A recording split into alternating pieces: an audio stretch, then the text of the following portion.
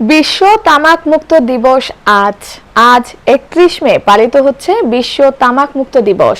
এবারের প্রতিপাদ্য তামাক কোম্পানির কূটকৌশল উন্মোচন করি, তামাক ও নিকোটিন মুক্ত বাংলাদেশ গড়ি।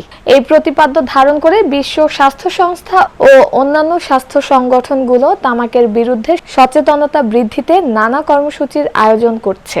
বিশ্ব স্বাস্থ্য সংস্থার তথ্য অনুযায়ী বিশ্বে 13 থেকে 15 বছর বয়সী অন্তত 3,70,00,000 কিশোর কিশোরী নিয়মিতভাবে তামাক ব্যবহার করে এবং যাদের নির্দিষ্ট ব্র্যান্ডে আসক্ত করতে কোম্পানিগুলো নানা ধরনের কূটকৌশলের আশ্রয় নেয়। এর মধ্যে সুগন্ধিযুক্ত তামাক পণ্য বাজারজাতকরণ, শিক্ষা প্রতিষ্ঠানের আশপাশের তামাক পণ্য সহজলভ্য করা, সামাজিক যোগাযোগ মাধ্যমে সেলিব্রিটিদের ব্যবহার করা, বিভিন্ন অনুষ্ঠানে পৃষ্ঠপোষকতা প্রদান এবং শক্তিশালী আইন ও কর পদক্ষেপের বিরোধিতা করা অন্যতম।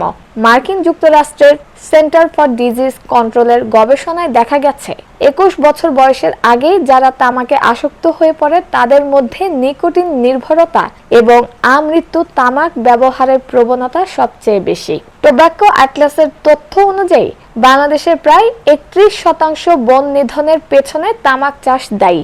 গবেষণায় দেখা গেছে কক্সবাজার ও বান্দরবান জেলার 3টি উপজেলায় তামাক পাতা শুকানোর কাজে এক বছরেই প্রায় 85,000 মেট্রিক টন জ্বালানি কাঠ ব্যবহৃত হয়েছে।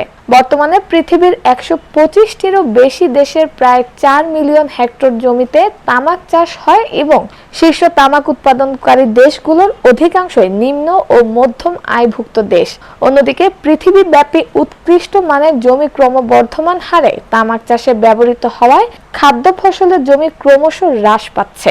এসব জমি খাদ্য ফসল ফলানোর কাজে ব্যবহার করা গেলে লাখ লাখ মানুষের খাদ্য চাহিদা পূরণের পাশাপাশি খাদ্য নিরাপত্তার সংকট মোকাবিলায় গুরুত্বপূর্ণ অবদান রাখা সম্ভব।